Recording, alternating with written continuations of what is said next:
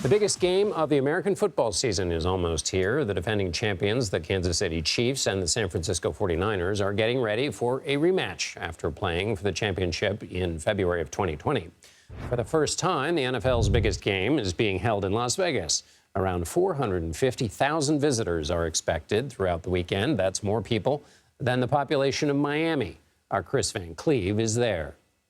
A trip to the Super Bowl turned most unlucky for JetBlue Flight 777.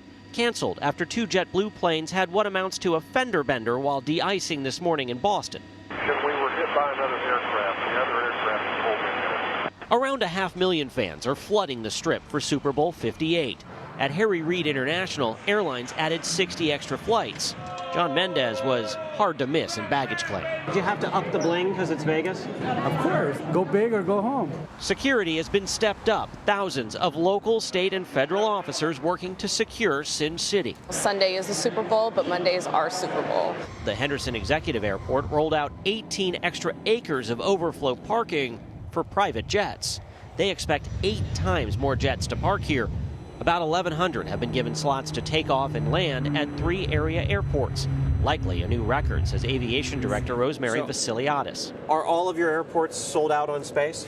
We will be 100% full at any given time. Is there room for Taylor Swift's plane? I can only imagine there is. All Taylor has to do is finish these 3 concerts in Japan and make the 6,000-mile trip in time for kickoff. And Kris Van Cleave joins me now. So, Kris, how is Las Vegas dealing with the tonnage of people, some of whom are extremely important and think of themselves that way? Well, John, Las Vegas is used to big crowds around the Super Bowl. It's typically the second busiest weekend in the city behind New Year's Eve. What's different here is now you have a bunch of people actually going to the football game. So there are a ton of Super Bowl related activities, even for people who don't have tickets.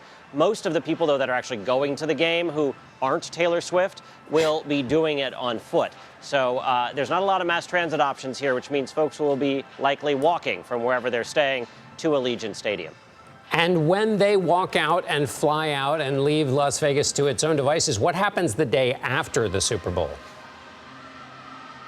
Well, we'll see people flood into Vegas over several days. We're going to see a tsunami of people leaving Vegas on Monday. The airport expects Monday will be its busiest day ever, and there are 2 time windows when you really don't want to be here if you don't have to be. That's between 4 and 7 a.m. and between 11 and 1 p.m., 11 and 1 p.m. being checkout time, and the earlier one being for the folks who go to the game, watch the game, and stay out all night and catch that morning flight.